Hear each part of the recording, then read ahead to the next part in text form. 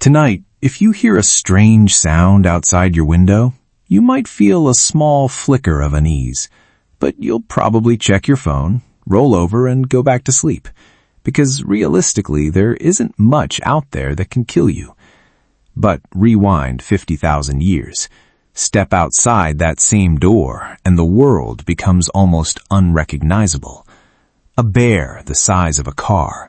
A bird standing 10 feet tall, unable to fly because it simply didn't need to. Its beak alone could crack bone. A deer with antlers wider than a school bus. A lion 25% larger than any lion alive today. And somewhere beyond the horizon, a mammoth, 12 feet tall, 6 tons, tusks curved like swords. These weren't legends. They weren't monsters from fantasy stories. They were real, and they shared the world with us.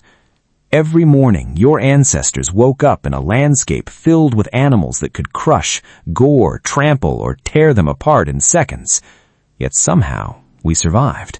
Not only survived, we thrived. We spread across every continent. We hunted the largest animals that ever walked beside us. We painted them on cave walls. We built tools from their bones and shelters from their hides. The question isn't how humans got lucky. The question is, how did the weakest creature in this story become the most dangerous? The answer reveals something extraordinary about what humans really are. Let's start with the odds, because the odds were terrible. Take the short-faced bear. Known as Archaeototus simus, it stood roughly 6 feet tall at the shoulder. When it stood upright, it towered over humans at nearly 11 feet. Imagine looking up to something taller than a basketball hoop and realizing it can run 40 miles per hour. You cannot outrun it. You cannot outfight it. And if it wanted you dead, there was almost nothing you could do. Then there was Megatherium, the giant ground sloth, the size of an elephant, claws over a foot long. Despite being an herbivore, those claws were powerful enough to pull down trees. One swing could easily shatter bones. And then came Gigantopithecus, a giant ape that stood around 10 feet tall and may have weighed over 1,200 pounds. For hundreds of thousands of years, early humans in Asia shared a continent with something that looked like a gorilla enlarged to impossible proportions. Think about that for a moment.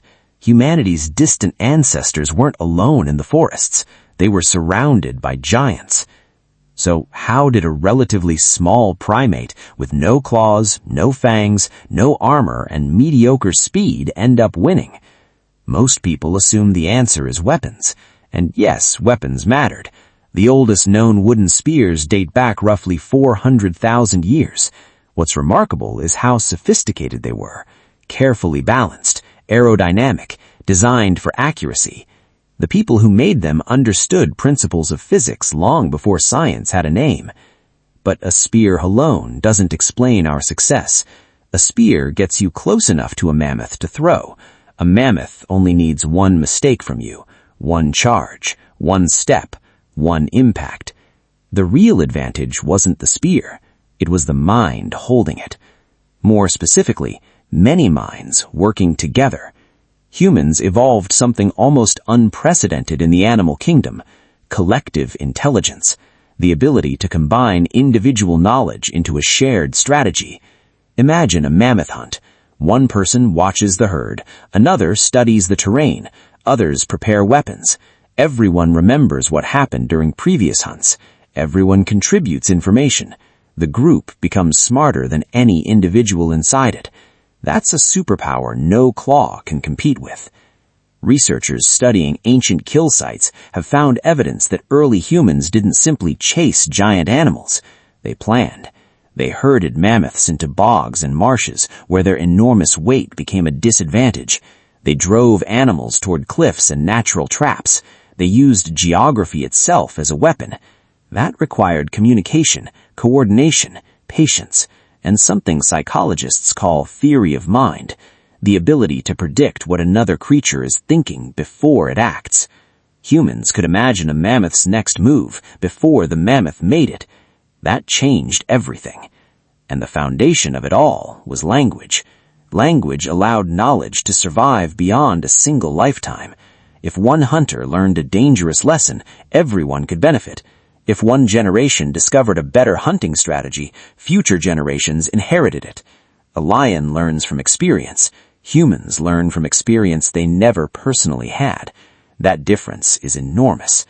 Every story told around a campfire became survival technology. Every warning became data. Every lesson became a gift to the future. Over thousands of years, humans built something invisible, a growing library of knowledge, stored not in books, but in minds. And that library became our greatest weapon. But intelligence alone wasn't enough, because hunting giant animals was terrifying.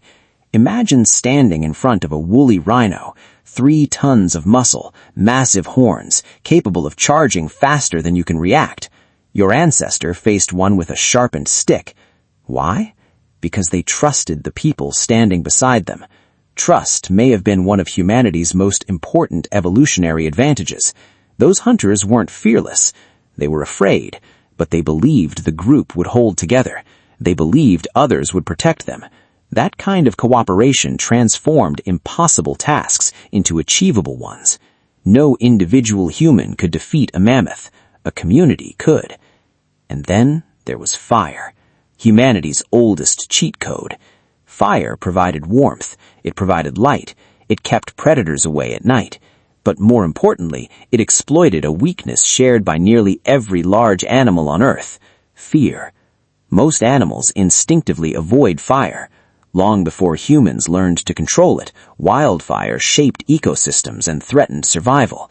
When humans mastered fire, they effectively gained control over one of nature's oldest forces. They carried it, protected it, used it. They drove animals with it, defended camps with it, claimed caves with it.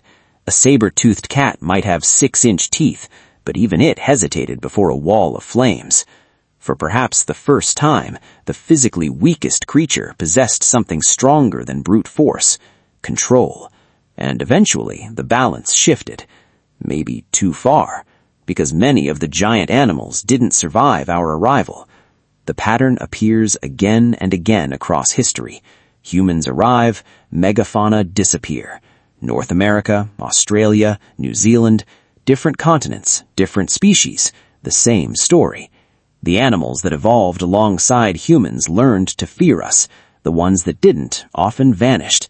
They saw a small upright primate. We saw a future meal. And by the time they understood the danger, it was already too late. So when people ask how humans survived giant prehistoric animals, they're asking the wrong question. We didn't merely survive them.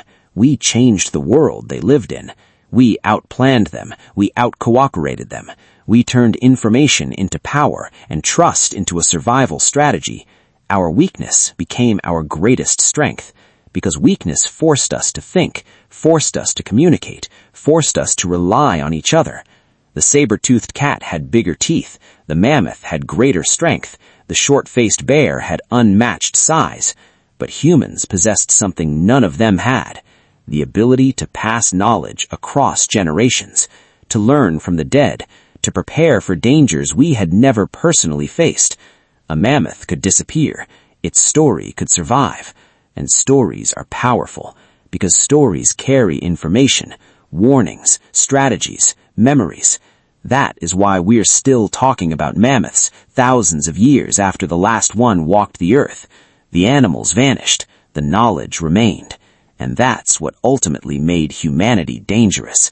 We remembered, we talked, we planned, we cooperated, and we never stopped. The same brain that helped your ancestors face a 10-foot bear is still inside your head. The same capacity for planning, the same ability to solve impossible problems through cooperation, the same ancient inheritance. The giants are gone now, but the species that learned how to defeat them is still here.